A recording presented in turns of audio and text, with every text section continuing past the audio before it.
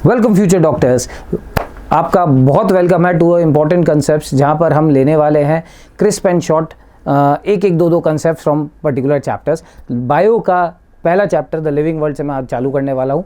First concept की अगर अपन बात करें तो हर यूनिट के पहले एक इंपॉर्टेंट साइंटिस्ट आपको दिए हुए हैं, जैसे कि लिविंग वर्ल्ड से पहले आपको साइंटिस्ट दिए हुए हैं अर्नेस्ट मेयर। उनके बारे में कुछ 2-3 इन्फॉर्मेशन क्रिस्प बातें याद करें, जैसे कि वर्ल्ड के 100 टॉप साइंटिस्टों में इनका नाम आता है।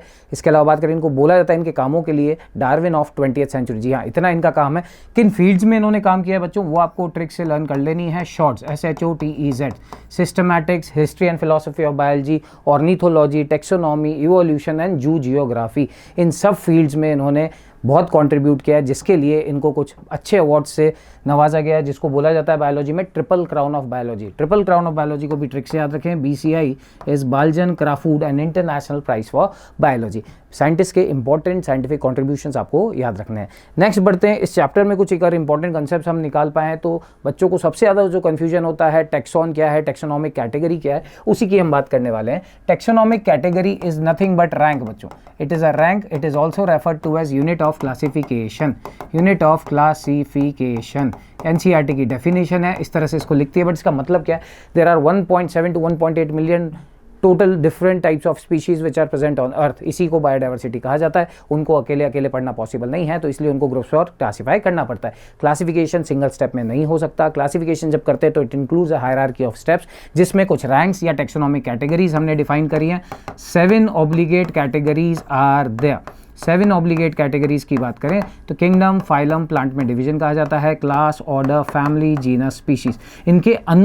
इनके अंदर जो लिविंग ऑर्गेनिजम्स के रियल ग्रुप्स को रखा जाता है, real group of living organisms, उन्हें बोला जाता है बच्चों टैक्सॉन। उन्हें बोला जाता है बच्चों टैक्सॉन। जैसे कि अगर किंगडम की बात करें तो किंगडम में एनिमेलिया आता है and animalia is a taxon.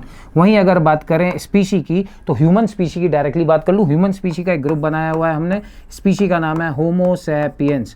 और होमो सैपियंस की अगर बात करें तो again this Homo sapiens a group of real human species, जो कि इस धरती पे प्रेजेंट है। ग्रुप ऑफ ह्यूमंस है, इसलिए Homo sapien. It represent a taxon.